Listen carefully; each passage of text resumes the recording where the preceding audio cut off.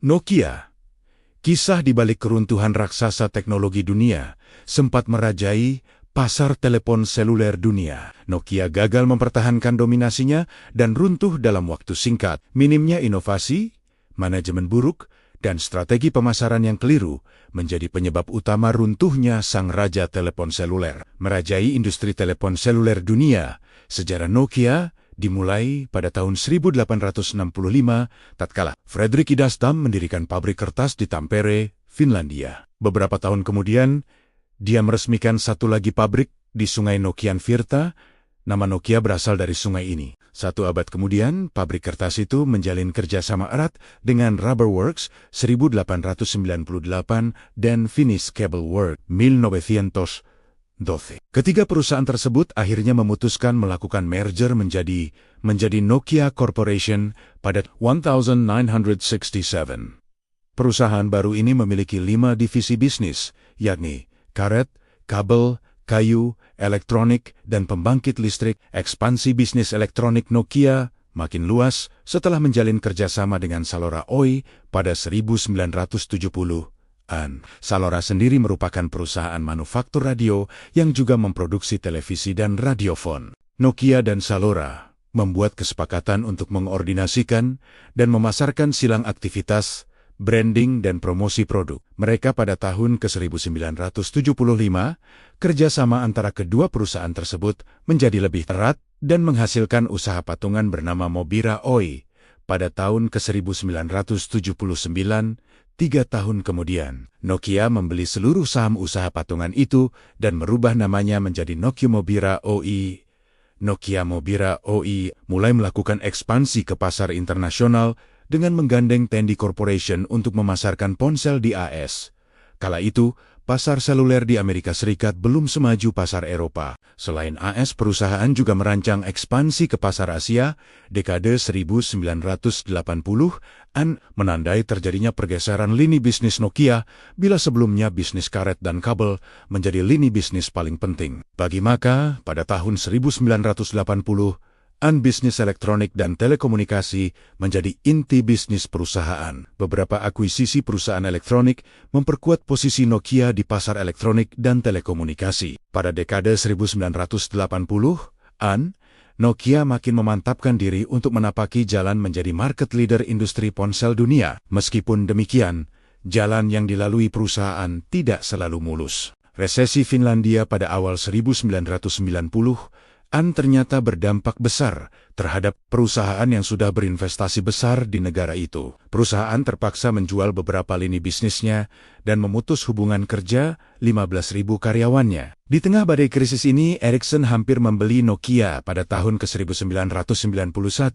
Namun, kesepakatan itu gagal lantaran Ericsson ingin membeli perusahaan tanpa menyertakan lini bisnis elektroniknya. Krisis akhirnya memaksa CEO Nokia, Jorma Ollila, mengambil keputusan besar dengan memfokuskan perusahaan pada industri telekomunikasi. Keputusan ini tepat sasaran karena selama tahun 1995 dan 1999 tingkat pertumbuhan tahunan rata-rata Nokia mencapai lebih dari 30%. Boomingnya bisnis telekomunikasi kala itu menjadi salah satu pendorong utama. Sementara itu, bila ditinjau dari return on investment ROI dan laba operasi, perusahaan lebih menguntungkan dibanding Ericsson dan Motorola. Sebab lain dari keberhasilan Nokia adalah kemauan untuk memahami kebutuhan konsumen yang tidak dilakukan kompetitornya. Perusahaan menghabiskan banyak uang, waktu, dan tenaga untuk membuat desain produk yang sesuai keinginan konsumen. Selain itu, gaya pemasaran baru juga ditempuh. Ponsel tidak lagi dipromosikan sebagai simbol kemewahan, melainkan sebagai kebutuhan sehari-hari. Strategi ini berdampak pada peningkatan penjualan ponsel, tidak hanya untuk pelaku bisnis, tetapi juga individu. Berbagai inovasi dan strategi pemasaran berhasil meningkatkan valuasi perusahaan dan mengantarkan Nokia menjadi market leader telepon seluler pada ke-1998. Memasuki milenium baru, Nokia berhasil menjadi perusahaan non-Amerika pertama yang menempati posisi 10 besar perusahaan paling berharga di dunia dengan kapitalisasi market mencapai 161,93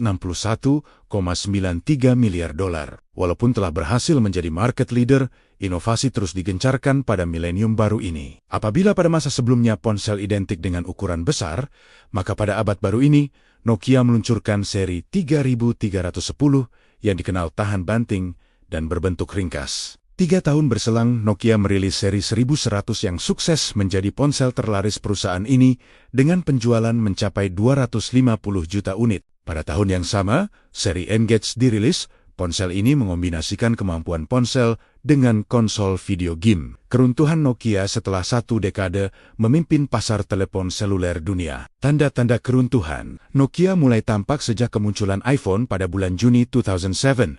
Meskipun kala itu perusahaan tersebut masih menjadi market leader ponsel dunia, tetapi perusahaan gagal menghadirkan inovasi yang tepat untuk menandingi kecanggihan smartphone besutan Apple. Pasar ponsel berubah drastis semenjak kehadiran iPhone. Mengembangkan hardware yang mumpuni tidak lagi dianggap paling penting. Sebaliknya, memiliki ekosistem terbaik yang mengombinasikan hardware, sistem operasi, dan aplikasi jauh lebih penting. Salah satu kelemahan utama Nokia adalah sistem operasinya. Symbian, sistem operasi ini merupakan mimpi buruk bagi developer karena strukturnya yang rumit. Symbian harus selalu disesuaikan mengikuti hardware baru. Karena kerumitannya ini, proses pengembangan sistem operasi membutuhkan waktu lama. Celakanya, versi operating system OS yang disesuaikan seringkali kurang cocok dan bermasalah. Misalnya resolusi layar yang berbeda membutuhkan penyesuaian pada setiap aplikasi. Selain itu, user experience Symbian juga tidak sebaik Windows Mobile Microsoft, iOS Apple, dan Android Google. Kelemahan Nokia adalah kekuatan bagi pesaingnya. Sistem operasi Apple dan Android begitu sederhana dan kompatibel dengan versi sebelumnya. Meskipun developer membuat aplikasi untuk versi OS terbaru, aplikasi tetap dapat bekerja pada perangkat dengan OS yang lebih lama. Keleluasaan yang ditawarkan oleh iOS dan Android inilah yang menjadi magnet menarik bagi para developer software pihak ketiga. Seiring berjalannya waktu, aplikasi yang tersedia di iOS dan Android makin banyak. Tentu saja ini membuat ponsel dari kedua perusahaan menarik di mata pembeli. Baca selengkapnya di artikel Nokia, kisah di balik keruntuhan raksasa teknologi dunia. Seperti yang dapat dilihat pada data di atas, tahun 2010 merupakan akhir dari dominasi Symbian memimpin pasar sistem operasi ponsel. Setelah itu, Android disusul iOS melejit merebut market share OS yang sebelumnya dikuasai Symbian. Permasalahan yang dihadapi kian bertambah setelah perusahaan ingin meningkatkan margin kotor dengan menggunakan komponen lebih murah. Sebagai dampaknya, konsumen mulai mengeluhkan kualitas ponsel yang menurun, belum ditambah pengiriman yang sering tertunda. Menurunnya kualitas produk dapat tercermin pada tingkat return N97 yang sangat tinggi. Label perusahaan yang mementingkan kualitas mulai luntur. Kenyataan ini turut mendorong para pelanggan setia berpaling ke produk perusahaan lain. Untuk mengejar ketertinggalan, Nokia menggandeng Intel untuk mengembangkan sistem operasi berbasis Linux bernama MeeGo. Sayangnya, ponsel flagship MeeGo Dali yang seharusnya dipasarkan pada paruh kedua tahun 2012 mengalami keterlambatan setahun penuh. Ketidakmampuan perusahaan membuat lebih dari satu perangkat MeeGo tiap tahunnya membuat banyak developer menganggap proyek ini tidak serius. Sistem operasi tersebut akhirnya mati sebelum dapat berkembang. Pada 8 Januari tahun 2011, CEO kala itu, Stephen Elop, menulis memo kepada seluruh karyawan. Memo itu berisi keprihatinannya terhadap nasib perusahaan. iPhone pertama diluncurkan pada tahun 2007 dan kita masih belum memiliki produk yang mendekati fitur mereka. Android baru muncul 2 tahun yang lalu dan minggu ini mereka mengambil alih posisi kita dalam volume penjualan smartphone. Sulit dipercaya. Kita memiliki beberapa sumber inovasi brilian di dalam Nokia, tetapi kita tidak cukup cepat untuk bisa membawanya ke pasar. Ekosistem Symbian terbukti sulit dikembangkan guna memenuhi kebutuhan konsumen yang terus berkembang, menyebabkan kelambatan dan kerugian dalam pengembangan produk. Jika kita terus seperti ini, kita akan makin tertinggal, sementara pesaing kita kian maju. Setelah memo ini dibuat, perusahaan kehilangan 70% dari nilai sahamnya dalam waktu kurang dari 2 tahun. Kapitalisasi market perusahaan kala itu hanya tersisa 7,48 miliar dolar. Pada tahun 2011, terjadi PHK 12% dari keseluruhan tenaga kerja. Mayoritas dipecat dari divisi sistem operasi Symbian. Setahun kemudian, Puriview 808 menjadi ponsel Symbian terakhir yang dirilis oleh perusahaan. Elop sadar kalau produknya membutuhkan ekosistem bagus untuk mengejar ketertinggalan dari pesainginya. Muncul dua opsi kala itu, Android atau Windows Phone.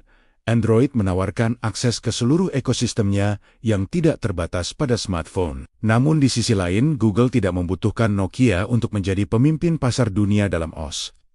Tidak ada tanda bahwa Google bersedia secara khusus mengembangkan Android untuk Nokia. Di lain pihak, Microsoft bersedia menyesuaikan sistem operasinya sesuai kebutuhan Nokia, sama halnya dengan Google. Microsoft membutuhkan manufaktur untuk sistem operasi mereka lantaran perusahaan tidak memproduksi perangkat sendiri. Akan tetapi, Microsoft bukanlah pemain besar di pasar smartphone dunia. Keberhasilan Windows Phone masih belum bisa dipastikan, berbeda dengan Android yang sudah terbukti berhasil menjadi market leader. Namun, tampaknya Dewan Direksi perusahaan lebih memilih mengambil risiko besar dengan menjalin kemitraan strategis dengan Microsoft pada 11 Februari tahun 2011. Melalui kemitraan ini, kedua perusahaan berencana mengadopsi Windows Phone 7 ke dalam perangkat smartphone. Selain itu, OS tersebut menjadikan Bing sebagai search engine utama dan mengintegrasikan data Nokia Maps ke dalam Bing Maps. Kemitraan yang dibangun tersebut melahirkan ponsel flagship Lumia 920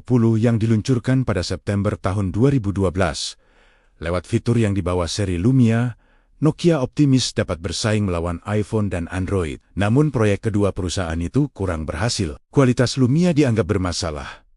Belum ditambah pengembangan yang lambat. Meskipun pada awal kemunculannya, Lumia mendapat tanggapan positif. Tetapi secara keseluruhan, penjualan Lumia tidaklah bagus. Walaupun Microsoft sempat membeli divisi mobile Nokia pada September tahun 2013.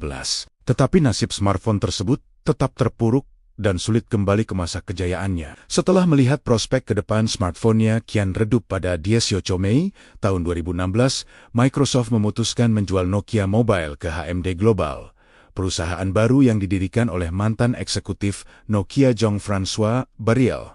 Pasca diakuisisi HMD, proyek panjang revitalisasi mantan raja ponsel pun dimulai.